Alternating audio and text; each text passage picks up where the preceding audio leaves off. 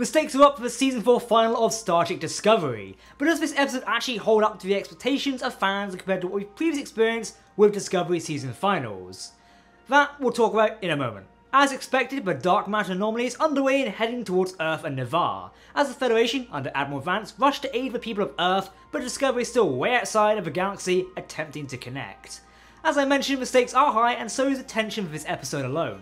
Spoiler warning, we'll be discussing this episode in full detail for Star Trek Discovery Season 4, Episode 13. So if you've not watched this episode yet, turn away now, you have been warned. Welcome to Trek Central, I'm your host Captain Jack, and let's beam straight into it. Discovery Season 4 final is titled Coming Home, and was written by Michelle Paradise, the showrunner for Discovery, and directed by Ottolando Sunai, who is a frequent director for Star Trek Discovery and an always welcome face for the show. He really knows how to utilise the world environment and the cast of the series as well. Fun fact, did you know that only 18% of you watching this video are currently subscribed to the channel here on YouTube? We've got a target of 100k subscribers that we want to reach very soon. But can you help us do it? Hit that subscribe button to never miss a video on the Star Trek universe for myself and the team here at Trek Central. As always, please let us know your thoughts in the comment section below, because if you are talking about Star Trek, then we want to hear about it. Okay, engage. Yeah, I'm gonna be honest, I didn't expect to see Federation HQ warping around anytime soon. Not expect it. It was a little bit of a weird one. However, it was fantastic to see Admiral Vance leading the HQ and also the Starfleet Armada. Finally, we see the fleet actually doing something useful in firing phasers to defend the Federation HQ. We've been hearing the names of ships such as the USS Yelchin and the USS Nog mentions. We do really see the HQ taking a massive beating as DMA starts to strike Earth. Admiral Vance's leadership style here is fantastic, as we see him taking personal command of the heavily damaged headquarters, in a last-ditch effort to save as many people from Earth and the DMA as they can. Vance even stayed behind to protect the escaping transport ships and give them covering fire. Lieutenant Tilly is back in this episode, leading her group of cadets that we saw earlier in the 4th season. Tilly seems to have developed even more in the time she has spent at the Starfleet Academy, appearing even more confident in her leadership style right now. I do admire her staying behind with the Admiral, as it shows real leadership, especially as she points out that it's her cadets out there putting themselves in harm's way in order to save the population of Earth and those around it. I mean, Tilly and Vance sharing whiskey from Riser as the Federation HQ is taking a beating was a little bit of a comedy thrown in there, and I think it worked really well at the end of the day. Seriously, I love both these characters, especially Admiral Vance. I think Tilly's character development has come on really well, as I mentioned earlier. Thankfully, with the conclusion of the Species 10C's first contact and the DMA is taken offline, Earth along with Navarre is saved. Also saving Tilly and Admiral Vance, because come on, if we lost Vance, I would riot. He is such a cool character, and I want more adventures with him. Seriously, who's going to write a book on Admiral Vance? I'll bloody do it this way. Let's talk about Ruon Tarka. Tarka in this episode was fantastic. Originally I felt his story was going off the rails and going nowhere, but here it actually developed even further and really pushed his character to the next level in my opinion, if not redeeming him ever so slightly. I have to commend Sean Doyle for the excellent acting of Ruon Tarka in Discovery. Speaking of emotional loss, we're of course talking about Book.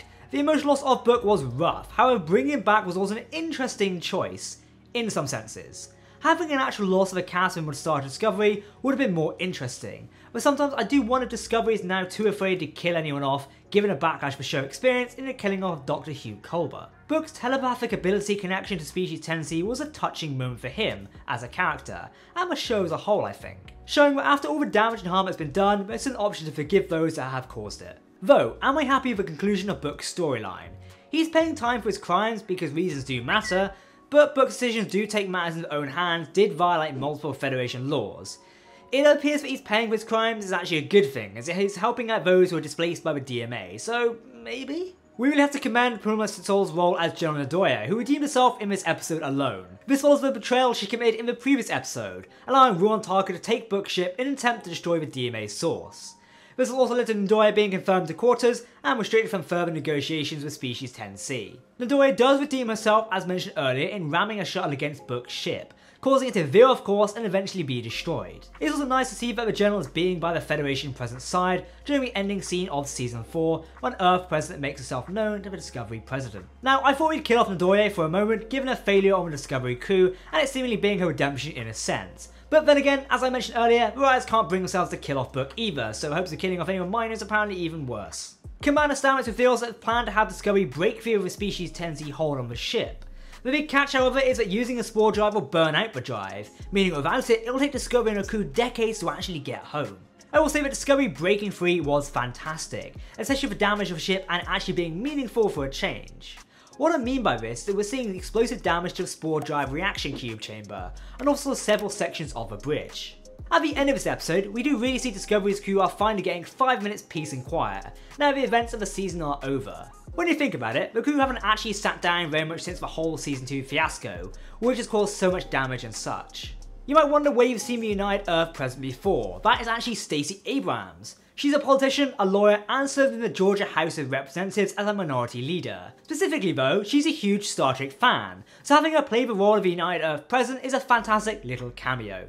We're also really happy that United Earth has rejoined the United Federation of Planets. Finally, the Federation has come full circle within Star Trek Discovery. It was a touching moment to have the United Earth Federation president speak to Burnham about Earth rejoining the Federation, and also there is a lot of work to do going forward, boldly going when no one has gone before.